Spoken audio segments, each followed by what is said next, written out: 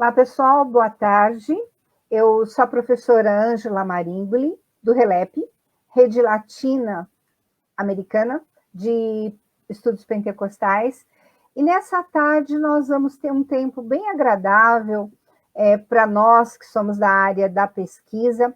O RELEP tem trazido para os estudantes e também o pessoal da academia alguns convidados para participarem conosco nesse tempo, compartilhando conosco as pesquisas, em específico, pesquisas do mundo protestante, do mundo pentecostal.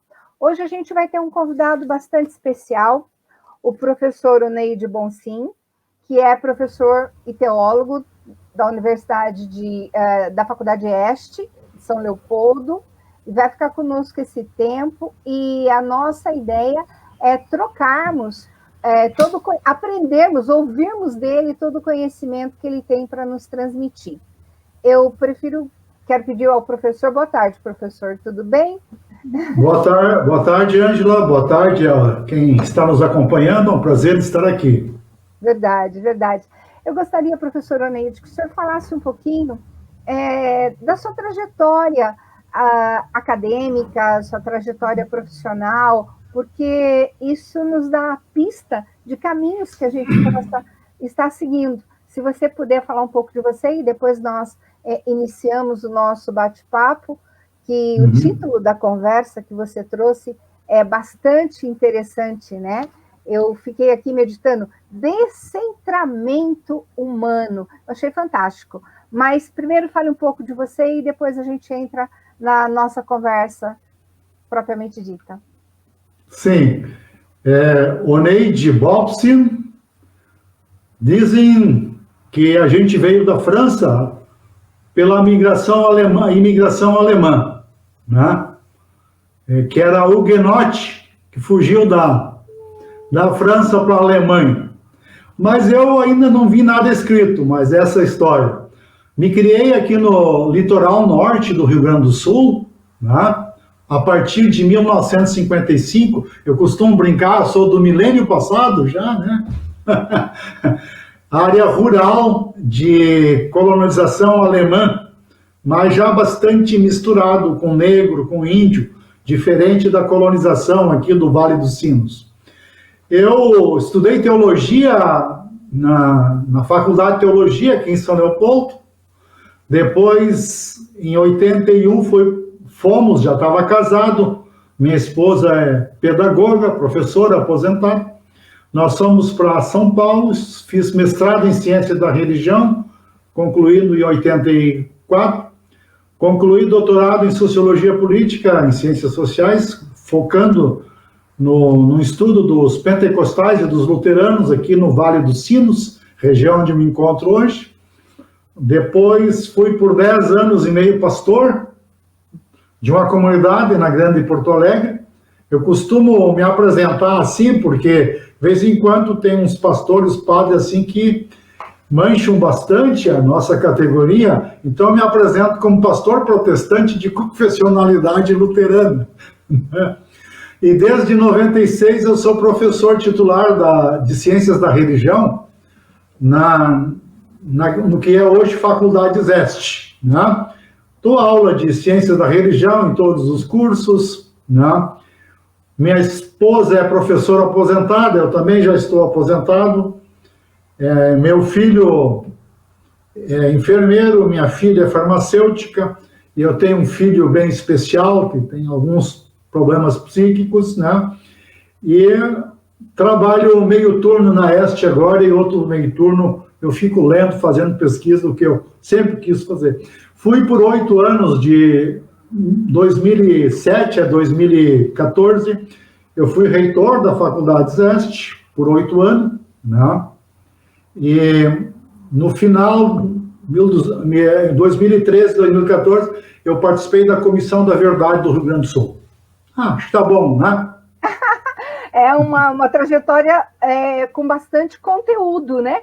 Como diria Paulo Freire, bem conteudista, né? Muita diversidade de trabalho e bastante importante mesmo, né? Realmente muito, muito importante, né?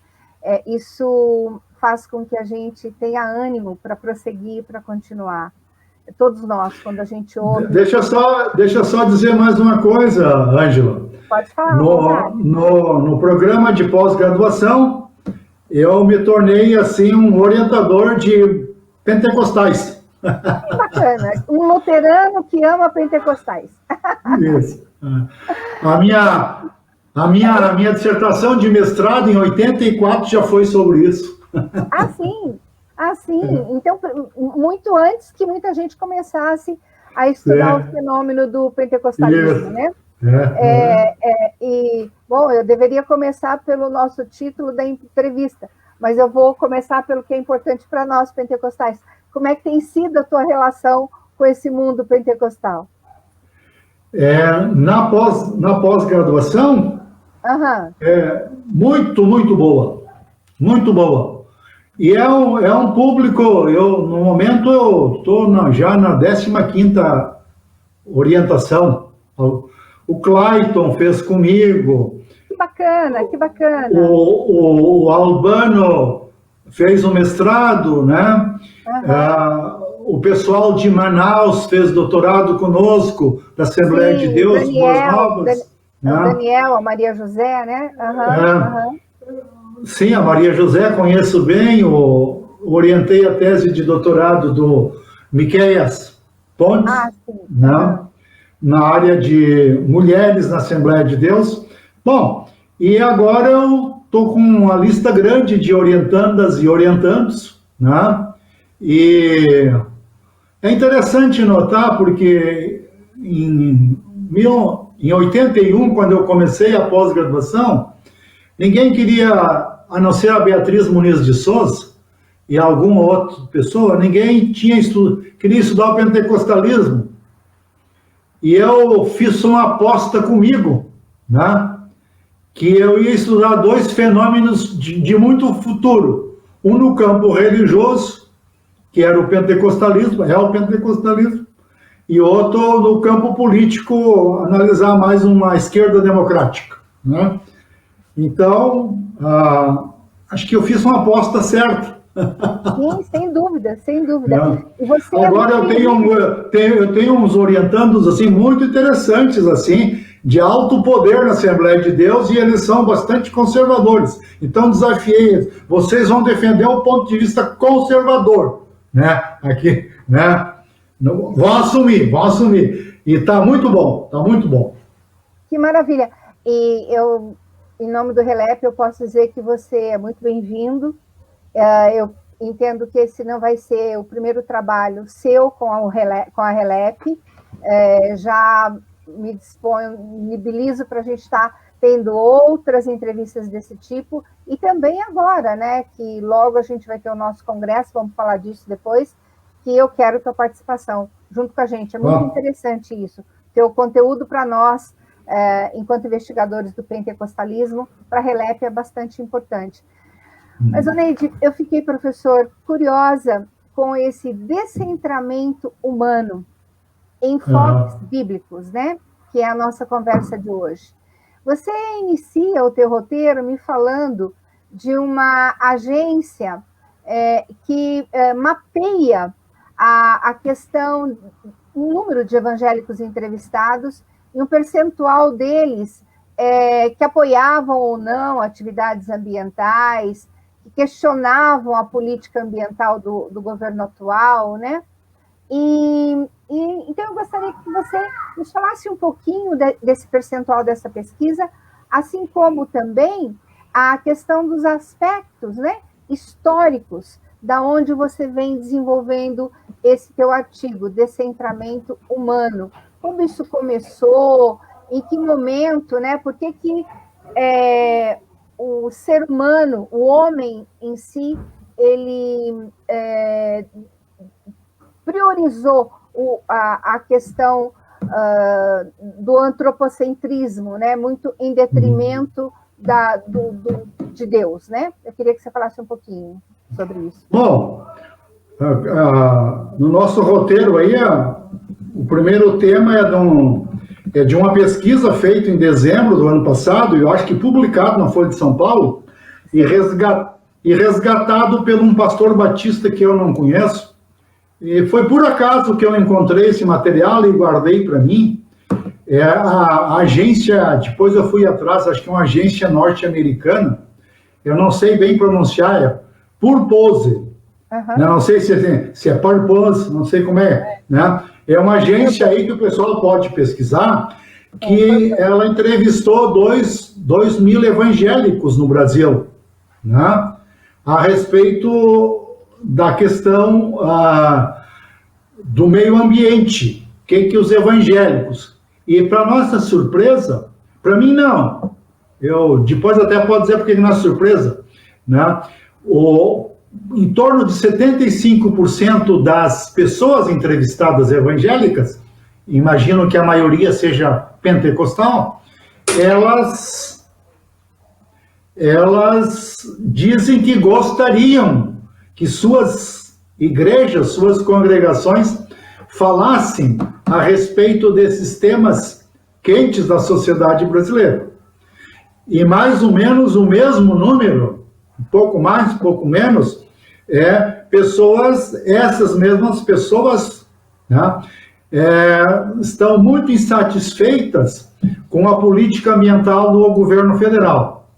Então, eu achei isso um achado muito importante, porque eu sempre faço muito pesquisa e, na medida que posso pedir para os orientandos e orientandos fazerem, as pesquisas empíricas, elas mostram uma realidade diferente, muitas vezes, do que o imaginário teológico institucional constrói, né? Uhum. Então, não é surpresa para mim. Eu converso muito com pentecostais, né? Eu sempre fiz pesquisa, não na teologia pentecostal, mas com os fiéis pentecostais, os fiéis luteranos, as pessoas da comunidade. E é sempre surpreendente como esse pessoal está antenado com a questão política. Muitas vezes os pastores não estão, mas os fiéis estão. Então, tem um descompasso aí para a igreja acertar o passo, né? Você coloca aqui que desses 2.000, 77% dos entrevistados esperam que as suas igrejas apoiem atividades ambientais. Isso sim é uma surpresa, porque a gente que trabalha em levar questões do meio ambiente para as igrejas ou em cursos, né, cursos de extensão, a gente vê um desconhecimento das grandes questões ambientais, não só em questão climática ou crédito de carbono, mas em coisas assim. O Brasil está recebendo uma proposta de sermos o país que vai abraçar o trigo transgênico. Isso está sendo aprovado, essa lei. Uhum. Nós vamos ser o maior produtor de trigo transgênico para alimentação do mundo. E aí a gente está pensando em 7 milhões, 8 bilhões de pessoas. Como é que a gente dá conta disso?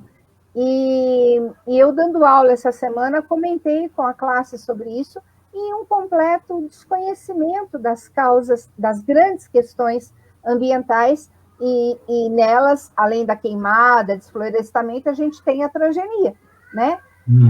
Mas de novo, cai no nosso tema, né? O descentramento do humano, né? Eu fico surpresa, esses 77% que querem que apoiem atividades ambientais. Achei interessante. E questionam a atual política do governo, né? Que Isso. Continua aprovando a lei dos insumos, uma quantidade de agrotóxico muito grande.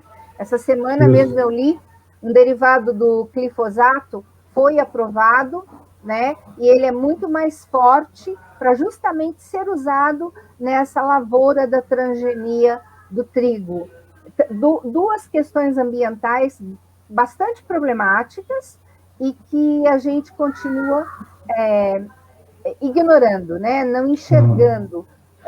O Brasil já é produtor da monocultura do milho, do trigo, do milho e da soja, né?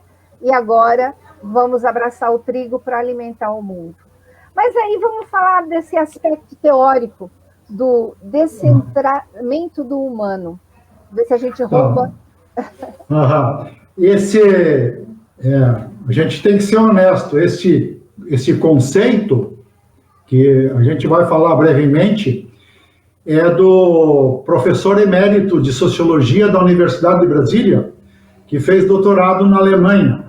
Então, ele é um sociólogo progressista que escreveu um artigo, um livro sobre ciência rebelde. O nome dele é Pedro Demo. Sobrenome estranho, né? Não tem nada a ver com o Demo, né? Pedro Demo, professor emérito da Universidade de Brasília, escreveu um livro chamado Ciência Rebelde, e ali tem um capítulo onde ele mostra de que a teologia cristã, e principalmente, eu diria, a partir do século XVI, quando se constitui a modernidade ocidental, né, há um deslocamento da divindade de Deus para a intimidade, ou que alguns chamam de privatização, ou até uma tentativa de algumas correntes científicas, na briga entre fé e religião, tirar Deus totalmente de lado, né? Bom, vamos dizer assim que essa tentativa da ciência da modernidade ocidental se voltou contra o poderio católico e através protestante da Idade Média, mas esse descentramento significa que as pessoas nesse mundo moderno, principalmente europeu, deslocam Deus para o mundo privado ou para um lugar nenhum e colocam no lugar o quê? O Estado, o partido, o quê? No lugar colocam o ser humano, né? Então nós temos um mundo moderno antropocêntrico, segundo a teoria do Pedro Demo. E eu abracei essa discussão e estou lendo muito, usando na aula, né? Eu costumo dizer assim, Ângela, falam tanto mal de Deus que ele se esconde. Um judeu escreveu um livro, que eu quero ler ainda, O Sumiço de Deus, um Mistério Divino, né? Deus se escondeu lá na cruz. Falaram tanto mal dele que ele se escondeu lá na cruz. Se a gente quer enxergar ele, tem que olhar para a cruz. Mas não é só crucificado, então, não é só crucificado Jesus, não são crucificados só os seres humanos, né? São crucificados também a natureza hoje, por um sistema, né? Então, a ideia de descentramento é o seguinte, basicamente, fechando um pouco assim, tirar o ser humano do centro, né? Ele é um sociólogo, não está preocupado com a questão teológica, e colocar o ser humano dentro de uma rede, tirar a pirâmide e botar uma rede. Nós somos um elo, né? Um elo junto com outros seres que Deus criou, né? Essa é a ideia, basicamente. É bacana. Então, quando a gente coloca esse ser humano nessa pirâmide, no teu trabalho você mostra que isso não tem sustentação bíblica, né? Isso. E a gente vê que, apesar da criação do homem e da mulher serem a semelhança de Deus, existe alguém importante que está em penúltimo lugar na criação. Me fala um pouquinho disso. Pois é interessante, o primeiro relato de Gênesis ali da criação, né, a gente pode, de modo geral, a leitura antropocêntrica vai dizer, olha, o ápice da criação é o ser humano, ou seres humanos. E o nosso professor Milton Schwantes, na primeira aula de Antigo Testamento, no segundo ano de teologia, ele fazia uma brincadeira, né? Qual é a última criação? Daí todo mundo, o ser humano, eu disse, vocês não leem a Bíblia direito. É o sábado, é o dia do descanso, a criação mais importante de Deus é o dia do descanso. E o ser humano está entre o dia do descanso e todos os outros seres, né? Então, ele já acenava por essa pessoa, por não ter um antropocentrismo com vértice lá, né? Até dizer, olha, essa leitura antropológica aí até desconsidera Deus, né? Então, o sábado é a criação máxima de Deus, né? E é interessante, porque depois em Levítico 25, quem quiser dar uma lida, eu gosto muito do texto, quando fala do sábado de novo, ou fala de que de 50 em 50 anos a terra deve descansar. A terra deve descansar. Não só a terra, como as relações injustas devem ser resgatadas, reconsideradas. Né? Libertação dos escravos, né? Libertação dos escravos. Isso. Judeu, né? O sábado é muito importante no exílio babilônico, né? Porque em situação de escravo, né? Lá não era dominação, não era escravidão. Então, o sábado é o ápice da criação, né? E daí Levíticos reforça isso. E lá em Gênesis 22, quem quiser ler em casa, 22, 1 a 4, mostra uma cidade onde tem árvores, tem um rio que vem do trono do Cordeiro. Apocalipse 22, né? Do trono do Cordeiro vem um rio e de um lado de outro tem árvores que é para curar não só os indivíduos, mas curar as nações. Então, a ideia de que quando a gente descenta o ser humano na análise teológica, fazendo uma crítica ao antropocentrismo ocidental que invade a nossa exegese, invade a nossa cabeça, né, a gente vai descobrindo na Bíblia outra visão de mundo, onde Deus está presente, né, como Criador, né, e ao mesmo tempo a gente está como ser humano. Primeiro tem que se criar tudo, Sol, Lua, e depois que a gente chega, né? A gente chega na última hora da criação, né? Então, temos que ver essa perspectiva de não a teologia, não a cristologia antropocêntrica. Eu acho que essa é a questão que a gente precisa para conseguir enfrentar nas igrejas essa questão do meio ambiente e dessas políticas de morte, né? Que nós estamos comendo veneno. Nós estamos comendo veneno o tempo todo, né? E cada vez mais. É o voltar para trás, né? É o voltar para trás. Eu gostei muito dessa moldura que você fez, partindo de Gênesis, a criação do homem e da mulher e do descanso. Por isso que a gente diz, né? Sextou, né? Que dando importância para o descanso, sexta-feira, Shabá começando, já estamos em pleno Shabá, né? Lehaim, né? Isso. Não tem vinho, vai água, mas assim, bem legal mesmo.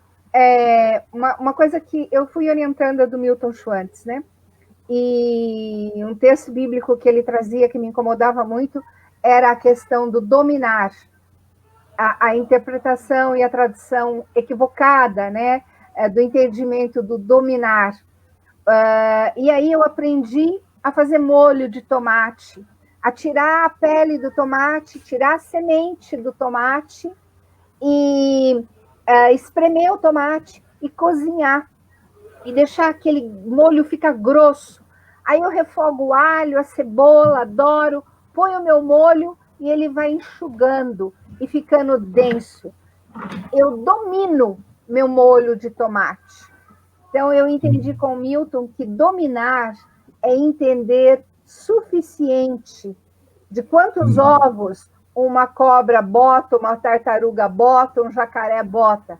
Como é que eles guardam os seus ovos? Então, quando ele diz para o ser humano, domina a terra, entenda do que você tem que fazer. Vá aprender a fazer teu molho de tomate bem feito para você dizer, eu domino a minha macarronada do domingo. Ninguém, não tem para ninguém. Era isso que ele esperava da gente, né? Agora, você fala uma frase do Deus que se esconde, e ele se esconde na cruz. Então, é bacana isso, porque num dos teus, das questões do roteiro, você me fala de Colossenses, me fala de Jesus, o homem, né? Então, retoma esse Deus na cruz, que se faz homem, e não é antropocêntrico, né? Justamente, quem a primeira vez me chamou a atenção disso, acho que foi um livro do Leonardo Boff, cujo nome eu não lembro, porque faz muito tempo que eu li, foi em 95, né? Sobre o Cristo cósmico. Colossenses, ali no... deixa eu pegar meus óculos aqui. Acho que é do 13 ao 20, né? Todas as coisas foram feitas... Colossenses 1, 13 por ali, mostra que todas as coisas são criadas a partir do primogênito, que é Jesus Cristo. Tudo foi criado, né? Então, é um texto que a gente devia resgatar, né? Porque Jesus já está... Todas as coisas são criadas a partir do primogênito, né? Então, a questão, como se a criação é um ato salvífico, eu acho que a criação a gente tem que ver como um ato salvífico, porque a característica de nosso Deus é um Deus que salva, né? Jesus é o primogênito através do qual todas as coisas foram criadas, né? Lá em cima no céu e aqui na terra, né? Então, eu nunca aprofundei tanto esse tema, mas acho muito instigante esse texto bíblico, né, que vai destacar a presença de Jesus como, através dele, todas as coisas foram criadas, né? Então, dá uma dimensão cristológica, não antropocêntrica, né? Porque todas as coisas, né, os poderes também, né, todas as coisas foram criadas. Então, acho que precisamos mais exegese, estudar mais esse texto e outros aí que apontam para essa questão. É verdade. Muito obrigada. Professor, tem uma questão que você cita, que é o tempo da paz, né? Onde o lobo e o cordeiro vão conviver, o leão, onde haverá uma identidade, sim, para cada uma das espécies de ser vivo, mas, acima de tudo, vai haver uma paz reinante. Qual isso está dentro da leitura do descentralizar o ser humano, mas me fala um pouquinho como você entende essa questão meio escatológica, né?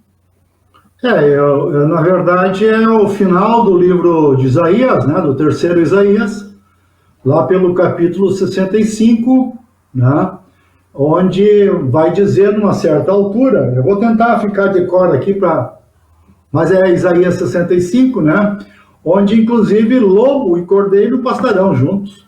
Quer dizer, aquela ideia que nós temos no apóstolo Paulo, de que na cruz, né, Deus em Jesus... Desculpa aí, porque... Fica à vontade, pode ficar sem, Ney. Não, mas... O som tá bom, não se preocupa, tá bem. Tá. Se a cruz acaba com a inimizade entre Deus entre o ser humano e Deus, né? Eu acho que na perspectiva escatológica de Isaías 65, isso reflete na natureza, no mundo animal, né? E eu queria chamar a atenção de um texto que o leitor, quem está nos ouvindo pode aprofundar, que é do livro de Jonas. Quem lê o capítulo 4 do livro de Jonas vai ter uma surpresa. Aquela história que todo mundo conhece, né? Deus pede para ir para um lugar e o Jonas vai para outro. E acaba tendo que ir pela barriga de um grande peixe aonde ele devia ir, né? Daí ele anuncia o arrependimento, e lá no capítulo 4 de Jonas, tem uma ideia muito interessante. Do maior, do rei, passando pelos ministros até a pessoa mais simples, todos se arrependem. Todos se arrependem de suas maldades. E daí vem uma coisa que geralmente a gente ignora. Os animais também. Os animais também põem cinza, sentam num saco, se arrependem. Não só os seres humanos. Até hoje eu não entendi, eu quero um dia... Pena que o Milton Schwartz não está mais aí para explicar para nós essas coisas, né? Que coisa deliciosa que eles tinham antes, né? Bater papo com ele, ô coisa boa.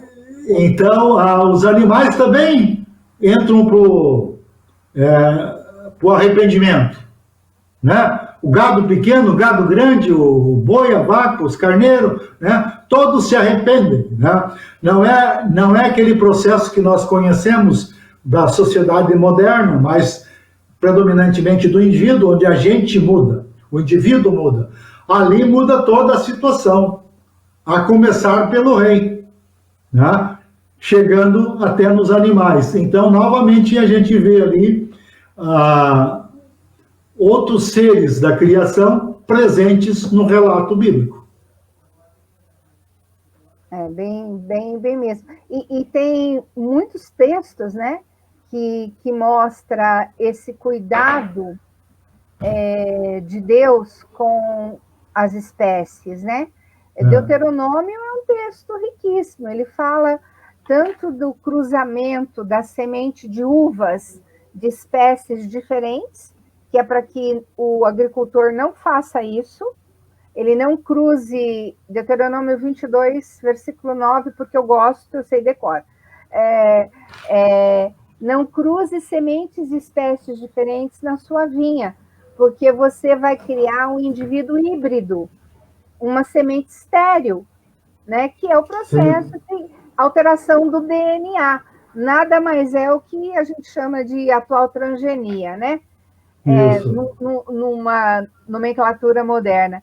E ali no mesmo Deuteronômio 22, eu acho muito lindo, porque ele fala para o homem caminhando no seu caminho, se tiver um ninho de passarinho, para que não coma a passarinha, nem os filhotes.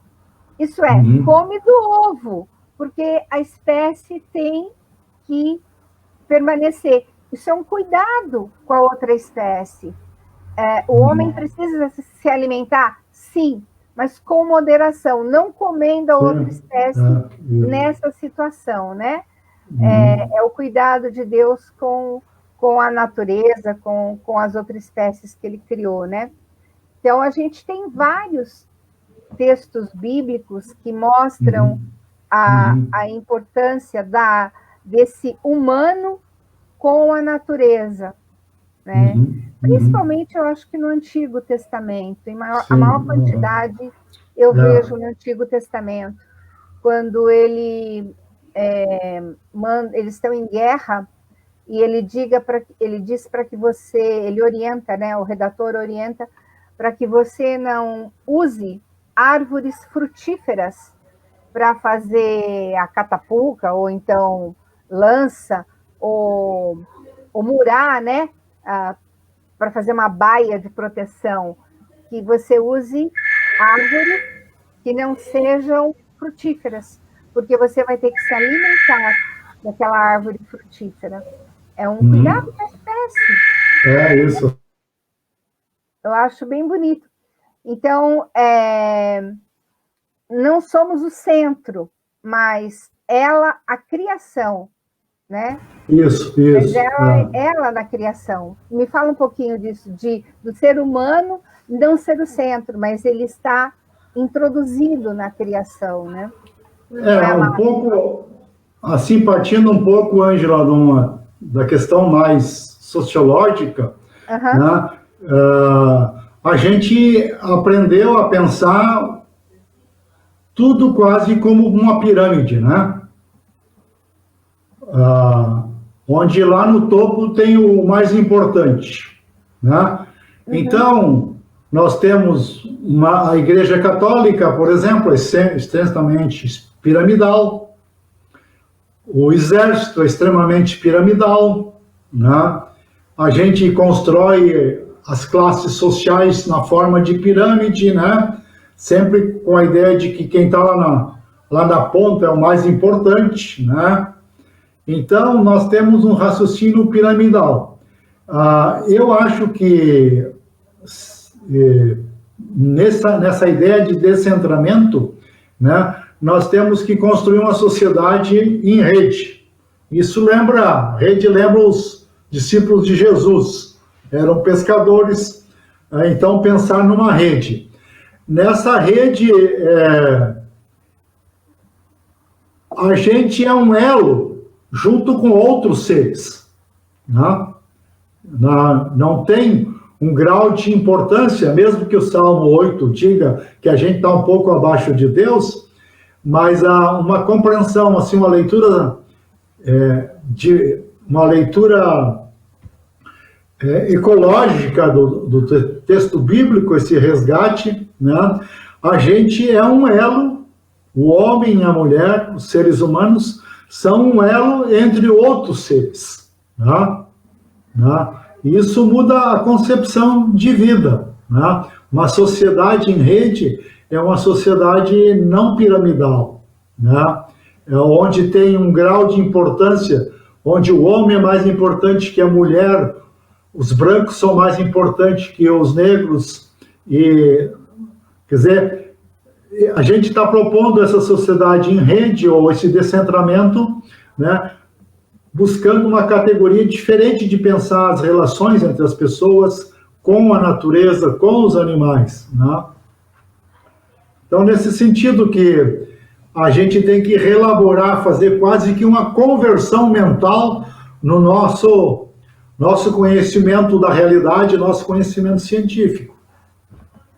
Eu imagino que, como teólogo, o trabalho vai ser bastante intenso, porque nós estaríamos brigando com uma leitura equivocada da questão dos verbos dominar, sujeitar, e essa relação extrativista que a gente vê em Gênesis. Gênesis diz que o ouro, o obidélio, o tungstênio eram pedras minerais que estão em Gênesis, e que o ouro de Ávila era bom. Era bom para quê? Para comer? Não, para comercializar, para fazer algo que fosse rentável e comercializável, para se comercializar. Então, a gente já vê o extrativismo desde a redação de Gênesis do pós-exílio, com influência do pós-exílio ou não. A gente vê por várias passagens bíblicas, mesmo Noé e o porquê do dilúvio, a ganância do ser humano. A ganância do ser humano já era um grande extrativismo da Terra. Essa nova versão do filme de Noé, com o Russell Crowe, aquele fortinho, já é uma outra leitura, uma leitura meio Esdras, né? Meio pseudepígrafa, mas ela é bem, bem interessante. Eu não sei se você assistiu o filme. Ele mostra, antes do dilúvio, seres humanos totalmente extrativistas. Eles queimavam, destruíam e se apossavam de tudo o que a terra pudesse fornecer para suas aldeias e para suas comunidades, né? E sempre, eu acho que sempre foi assim. Então, repensar esses 2000 anos de uma teologia equivocada, centralizada no ser homem, e leituras como ele é a coroa da criação, vai ser um trabalho desafiador. Eu pergunto, Neide, você já tem escrito algo nesse sentido? Tem elaborado textos? Porque eu tenho escrito algumas coisas, né? tentando, principalmente relacionado ao meio ambiente, que é a teologia ambiental, firmada na educação ambiental e na missiologia da missão integral. Eu cunhei isso de teoambientologia. Ótimo. Foi minha tese de doutorado. Eu peguei 3 pilares: educação teológica, antropologia e escatologia, da educação teológica, né, da Bíblia, e a missão integral do núcleo da missiologia, mas a necessidade da inserção da educação ambiental, não importa em que momento, senão nós não vamos conseguir conversar com a teologia. E eu chamei isso de teoambientologia. A teologia querendo conversar com a educação ambiental, né? Mas a gente pode falar disso num outro momento, né? Não, mas eu acho que é só um comentário rápido, Ângela. É muito interessante isso, e claro, há muita resistência nas igrejas, né? Porque você vai modificar uma hermenêutica toda, né? Uma hermenêutica onde eu acho que quando a gente fala de antropocentrismo, eu estou falando mais proximamente do mundo moderno, né? Onde a gente se colocou no centro.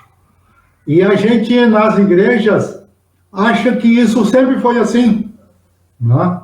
E compra essa ideia de que é uma ideia de que tem 3, 4 séculos. O mundo antes era diferente, né? Tem muitas outras visões, por exemplo, de que Deus, os seres humanos e a natureza estão mais integrados, não estão em conflito. Porque a partir do século XVI, alguns filósofos dizem, a gente tem que tirar tudo que a natureza dá, né? Bom, vamos tirando, daí não vai sobrar nada para nós e nós vamos ser também excluídos, né? Exato, exatamente. Então, é isso que eu acho que vai ser um confronto, um desafio, porque como dizer a um conceito antropocêntrico que já reina nas igrejas, que eu vou abraçar a árvore, se isso para mim é nova era, que eu devo respeitar o pé de margarida quando eu piso na grama, porque ele é um ser vivo. Isso não cabe na nossa cabeça, só o Weber para voltar para explicar isso, né? Porque como nós vamos dizer que eu devo respeitar o oceano e a sua vivência? A gente não é uma cultura oriental, né? Nós não temos esse pensamento oriental. Então, trazer isso para os dias atuais, para a igreja atual, vai ser um grande desafio teológico. E eu vi aqui que você me fala num último momento sobre João 3, né? O amor de Deus, né? E eu quero abrir depois dessa nossa última colocação para, se houver pergunta também, para o pessoal ir interagindo conosco no chat, fazendo perguntas. Mas me fala por que você pôs esse amou o mundo. Eu acho que o Evangelho de João é um evangelho esquecido nas nossas igrejas, né? E Deus amou o mundo de tal maneira que deu seu Filho. Não diz Deus amou somente as pessoas. Deus amou o mundo, né? Então, eu acho que o Bonhoeffer, que foi um teólogo protestante, escreveu um belo hino que a gente canta muito na igreja luterana, onde ele valoriza a revelação de Deus, né, para além do campo teológico eclesiástico, né? Do mundo, ele diz, vem um celeste som, que é o som de Deus, né? Então, eu creio assim que a gente deva estudar mais esse conceito mundo em João, mas ele extrapola a questão de que Deus amou os seres humanos, a humanidade, Não. Como em Colossenses, ele amou o mundo todo, porque tudo foi criado por meio de Jesus. Né? É nessa perspectiva que eu pretendo ainda aprofundar esse conceito de mundo no Evangelho de João. Porque mundo, muitas vezes, é bastante pejorativo no meio evangélico, né? Sim, sim. Mas Deus amou o mundo, os que estão perdidos. Quem está salvo não precisa de salvação. Então, nesse sentido, eu acho que eu quero ainda fazer uma análise do Evangelho de João para ver essa perspectiva mais holística aí, né? De que a vinda de Jesus foi para o mundo todo, não foi só para os seres humanos. Eu gosto muito, acho que você, melhor que eu, pode explicar a questão do significado aí no texto bíblico da palavra mundo, né? Eu não peço que os tire do mundo, isso é, vocês não são do mundo. Esse contexto do mundo, nós não somos do sistema do mundo, né? Me fala um pouquinho disso. Eu acho que, sigo aí a tua interpretação, né? O mundo tem, no Evangelho de João, tem uma coisa enigmática que eu preciso estudar, é de que ele veio para os seus e os seus não receberam. Né? O mundo também aparece no Evangelho de João como alguma realidade sistêmica que não se abre para Deus. Por isso que eu acho que você chamou bem a atenção, né? Jesus disse, olha, vocês estão no mundo, mas não são do mundo. Esse tensionamento, eu acho que a gente tem que preservar nas igrejas, né? Porque o Hugo Assmann, um tempo atrás, quando eu fui aluno dele, em 84, ele dizia assim, olha, as igrejas estão gostando muito do mundo. Verdade. Né? Estão se entregando para o mundo. E principalmente, daí vem uma teologia da prosperidade que tu te entrega totalmente para o mundo, né? Quer dizer, e eu acho que o equívoco da teologia da prosperidade é ser antropocêntrica. Né? Sim. É antropocêntrica. Eu manipulo o sagrado para conseguir alguma coisa. É o ser humano que está no centro de novo.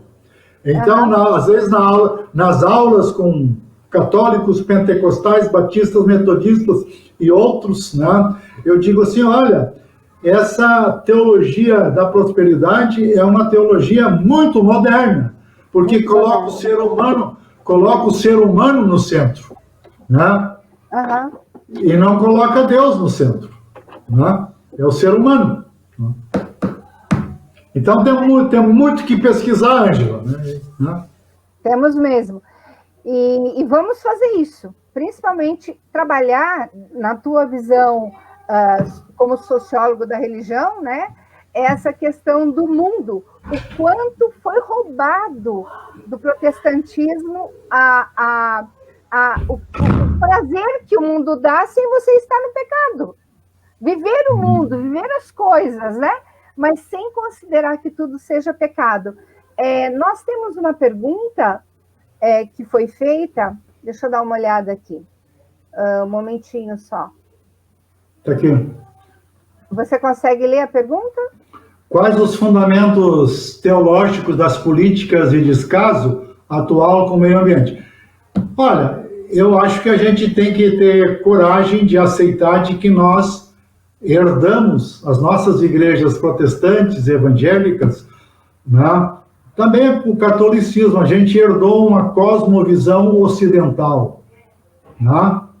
A gente está dentro dessa cosmovisão ocidental que o Boaventura diz assim, conhece pouco de si e muito menos do que está fora dela, né? Então, acho que nós temos que criticar os fundamentos da nossa modernidade ocidental, né? E a teologia muitas vezes entrou como justificando, como se isso fosse o ápice da humanidade, né? Então, eu acho que essa questão que nós estamos discutindo aqui de forma muito elementar, né? isso vai exigir uma nova forma de interpretar a tradição cristã, a Bíblia, né? Porque aí que está o problema. A gente naturalizou uma visão de mundo que está acabando com a natureza. A gente acha que ela é natural. Sim. Ela não é natural, ela foi construída nos últimos 4, 5 séculos. Né? A gente não pode assumi-la como se fosse natural. Né? Nós temos que desnaturalizar, nesse sentido, esses fundamentos teológicos da política do descaso, conforme a pergunta. Né? Exatamente. Muito, muito interessante. Mesmo que a gente se veja impotente perante a esse descaso por conta das autoridades governamentais, por conta de falta de políticas públicas, mas o grito da igreja tem que acontecer, porque Sim. O texto de Romanos, ele diz que a criação espera, né? Ela geme esperando que a redenção, que aqueles que passaram pela redenção, que somos nós, consigamos enxergar esse fato. Então, Isso. Quem está esperando não é o Deus da criação. Quem está esperando é a própria criação. E isso vai ser cobrado do ser humano enquanto mordomos da criação que somos. Como fazer isso? Não importa, é trabalho de formiguinha. Nós estamos brigando com grandes tigres, com grandes leões, e vamos ser formiguinhas, mas a gente tem que se posicionar e explicar. Nem sempre foi assim. Esse conceito do ser humano e da possessividade em relação ao meio ambiente, ele é uma coisa da década de 60, 70, 40, talvez, né? 40, extrativismo da borracha, a era industrial, né? Na verdade, a globalização, o grande comércio trouxe isso, né? De uma forma exacerbada. Na verdade, a gente toma uma coisa de 2 séculos como se fosse histórico, né? Desde o início do mundo. Então, eu acho que, né, diria assim, em termos de piedade pessoal, né? Vamos colocar Cristo no centro. Não o ser humano com seu poder. Verdade. Cristo no centro. Tu sabe um texto que eu uma vez tive uma leitura de meu professor, que foi professor do Milton Schwantes, o professor Gerstenberger. Aí ele vive na Alemanha ainda. Ele fez uma interpretação daquele conflito lá quando Jacó está voltando para casa, no Val de Jaboque, né? Então, ali ele luta a noite toda com um anjo, mas é Deus, né? Então, eu acho que ele diz assim, olha, o mundo moderno, com uma certa visão estreita de ciência e de tecnologia, está lutando com Deus, né? Mas vai sair mancando, no mínimo isso, vai sair mancando. Né? No mínimo, verdade. Puxa vida, Neide, uma conversa tão bacana e a gente está chegando aqui no final. Vai ficar um gostinho de quero mais, né? Sim. Eu só quero ler uma parte de um salmo, posso? Claro. Eu quero que quem está nos acompanhando, que depois leia hoje à noite, antes de dormir, o Salmo 148, que diz, vou pegar aleatoriamente alguns versículos. Louvem o Senhor, sol e lua. Louvem todas as estrelas luzentes. Louve o Senhor, céus dos céus e as águas que estão acima do firmamento. Louve-no, monstros marinhos e todos os abismos, fogo e granizo, neve e vapor, e ventos fortes que lhe executam a palavra, montes e todas as colinas, árvores frutíferas e todos os cedros, feras e todo o gado, animais que rastejam, e assim todos são convidados a louvar a Deus. Toda a criação. Né?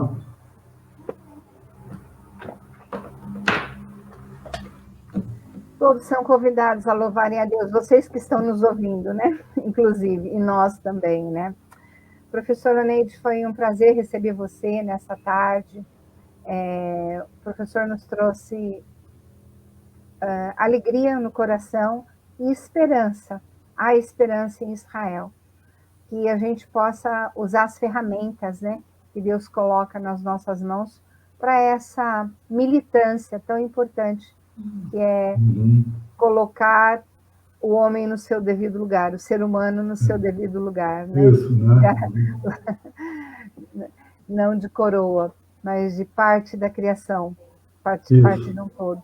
Então, se você tiver mais alguma palavra, senão pode se despedir do pessoal, e o meu muito obrigada pela participação. Professora Ângela, também agradeço o convite que veio através do Werner Fuchs. Depois eu conversei com o Clayton, né, para entender o contexto, né? Então, para mim é uma alegria, porque há tempo eu estava pensando assim, eu devia participar desse encontro da RELEP, né? Mas disse, mas daí um luterano, o que vai estar fazendo lá no meio, né? Mas eu acho que agora abriram-se portas assim em cima dessa temática aqui, que eu acho que é uma temática fundamental, que as igrejas, os fiéis das igrejas, pelo menos segundo aquela pesquisa, estão interessados. Sim, né? Sim. Então, vejam como é que a pastorada, a cúpula de igreja considera esse interesse por eles, né? Por esse tema. E eles refletem muito bem que outras pesquisas mostram que grande parte da população brasileira pesquisada também está preocupada com esses temas. Então, nós seremos... As nossas igrejas precisam se contextualizar. Sim. Né? Se contextualizar. O RELEP trabalha com essas questões ambientais desde 2017. Eu acho que foi em 2017 que houve, no Arujá, nós fizemos uma análise, fui eu até que levei alguns estudos, sobre a Agenda 2030, né, na época, 2015, 2016. E a gente vê que existe um desconhecimento do brasileiro e da igreja, que houve um fechamento, um agendamento da política brasileira em prol da Agenda 2030. Em pobreza erradicada em 2030, em fome erradicada em 2030. São mais de 149 objetivos, mas as ODS, né? As 17 metas, entre essas a fome, a pobreza, a questão da pedofilia, da educação infantil, e quanto nós andamos nesses 4 anos? Nós não saímos do lugar. Houve um acordo do governo brasileiro, a presença desse governo na ONU na época da formatação da Agenda 2030, né? E nós ainda continuamos no mesmo lugar. Então, tem muito trabalho a ser feito, sim, professor. Sim, muito trabalho. Sim. Bom. Tá? Obrigado. Então, obrigada muitas também. Bênçãos, muitas bênçãos para vocês. Muitas bênçãos também. Muito obrigada. Assim, pessoal, e agora entre nós temos o nosso congresso de Pentecostalismo e Direitos Humanos, que vai acontecer em outubro. Visitem o nosso site para vocês saberem quais vão ser os palestrantes, quais os temas que vão ser tratados nesse evento em outubro, no nosso congresso. Ele vai ser online também, por conta da pandemia, não será presencial, mas ele ocorre do dia 21 ao 23 de outubro, e nós vamos trazer assim uma gama de assuntos, todos pertinentes às pesquisas dirigidas ao pentecostalismo e direitos humanos. Está lá no nosso site, vai haver inscrição, GTs de trabalho também, nós vamos estar recepcionando alguns grupos de pesquisadores na apresentação dos seus trabalhos. Nós vamos também estar providenciando certificados para os participantes que fizerem a inscrição para o evento, tá bom? Então, muito obrigada e boa tarde, pessoal. Muito obrigada mesmo.